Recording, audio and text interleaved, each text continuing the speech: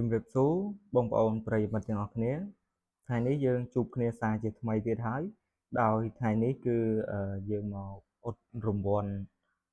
work ម្ដងណាបងប្អូនរដងហ្នឹងគឺអ៊ុតគ្រុឌហើយនឹងត្រាកនហើយនឹងគីងកុងភេទជ្ជៈគីងកុងណាបងប្អូនគឺគីងកុងក៏អត់ងាយត្រូវទេបងប្អូន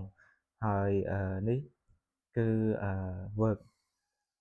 ឥឡូវយើងមកមើលរង្វាន់ work ម្ដងណាបងប្អូនហើយខាងលើនេះគឺនេះ AFP ខាងលើណាបងប្អូនហើយខាងក្រោមនេះគឺលេខម៉ាននេះបងប្អូនព្រោះអីឥឡូវមើលអត់ឃើញទេដូចជាលេខ1អូលេខ11លេខ11ហ៎បងប្អូនហើយអត់មានលេខអីផ្សេងទេគឺមានតែលេខ11ទេណាហ្នឹងអញ្ចឹងបងប្អូនមើលមកជុំទៅនេះ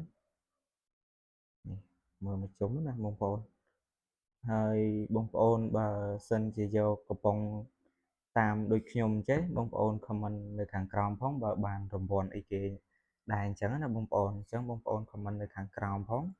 ហើយក៏សូមឲ្យបងប្អូនជួយចុច like និងចុច subscribe channel ខ្ញុំម្នាក់មួយផង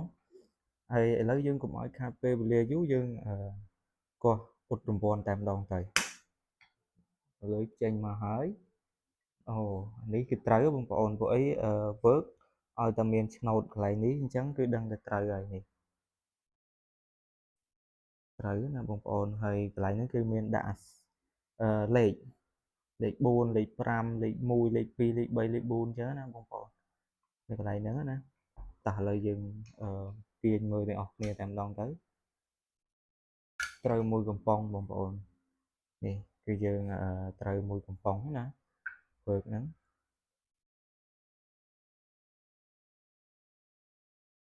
ហើយបងប្អូន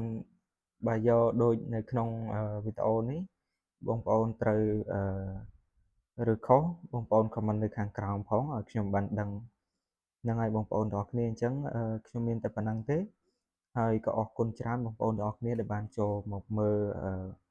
មកអ៊ុតរង្វាន់ជាមួយនឹងខ្ញុំជាមួយនឹងភេទជ្ជៈ work ណាបងប្អូនអញ្ចឹងក៏សូមជម្រាបលាបងប្អូនទាំងអស់គ្នា